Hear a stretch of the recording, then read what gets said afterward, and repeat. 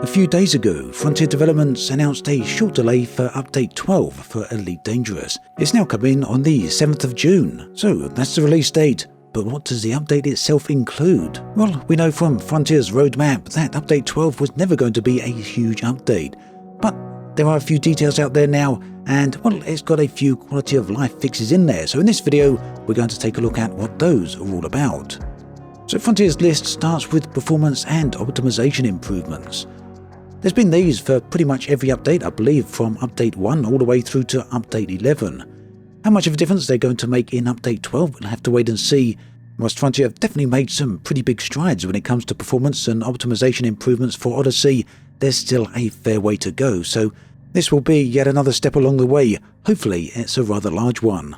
Talking of steps, let's step back to Update 11, the patch that brought us access to the interior of fleet carriers.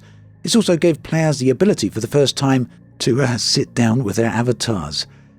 Now, one thing that Frontier missed off was the ability to access the menu world whilst sat down. This will be coming with Update 12. The ability to speak with the bartender whilst sat down was also missing. No way then to order yourself a round of drinks. Fortunately, Frontier are going to add the ability to speak with the bartender whilst sat down in Update 12. So yet two features there, and there is a third thing that players were unable to do whilst sat down. This is interact with the screen whilst sat down in the fleet carrier's owner's seat. A pretty significant thing there, would be very handy to do. Fortunately, Frontier are adding this ability with Update 12 as well. So yeah, very minor quality of life updates here, although Frontier are listing them as headline features for the update. Nonetheless, I'm sure many players out there will appreciate them. Moving on to another subject that a number of players are probably going to appreciate is a situation with black markets.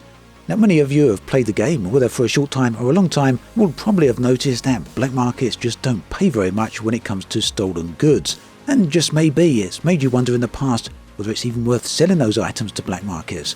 If you've ever had that thought, you'll probably be pleased with Update 12, as black markets will now offer more money for stolen goods. In fact, talking of illegal activity, this seems to be a bit of a focus for Update 12. Two additional things are coming here. An illegal variant of the raid mission type, this will be for Odyssey, it's an on-foot mission, as well as the addition for shipyard terminals in detention centres to allow players to recall their ships. Now, you may remember that crime and punishment has been particularly controversial with Elite Dangerous ever since it was first introduced. They've made some minor changes and tweaks to it over the years, but nothing to really fundamentally alter it or fix it. Nonetheless, one particular issue when it comes to Odyssey is getting stuck on those detention ships without the ability to recall your ship. This always seemed like a bit too much of a harsh punishment, a bit too much of a penalty. So fortunately, it is going to be changed in Update 12. So those are all the features that Frontier so far listing as coming with this particular update. Of course, there's also going to be a number of bug fixes for both Odyssey and Horizons as well. So, as I said right at the start of the video, this is definitely a small update, but it's to be entirely expected, as Frontier were very clear about that when they released their roadmap. So at least, regardless of what people feel about the content in this particular update, at least expectations have been set accordingly. Although that said, Frontier have said that this list is merely scratching the surface when it comes to the amount of work put into Update 12, their words. I suspect it's unlikely we'll get too much additional content beyond what they've already mentioned though, but you know, we'll have to wait and see. Now, the next update for Elite Dangerous is Update 13, and that will be arriving in August. It looks to be, again, a fairly small patch, hopefully a few quality of life updates, but one standout feature here will be some narrative content. It's impossible to speculate on exactly what that will be, but it's likely to be paving a way for Update 14 in November, which will contain a major narrative phase. So, quality of life updates seem to be the key for each of these updates. Very keen to see where Frontier go with these. Personally, I'd like to see a big overhaul of quality of life update to both the system map as well as the galaxy map. Might be a bit too much to ask for, but fingers crossed. So what would you like to see added to Elite Dangerous as a part of these updates? Think quality of life updates. Let me know in the comments section below.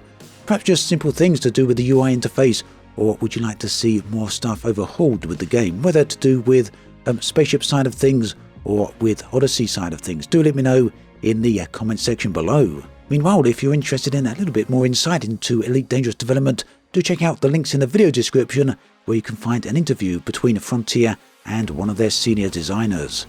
That then brings us to the end of this video. As always, thanks for watching, and I'll catch you guys and girls next time.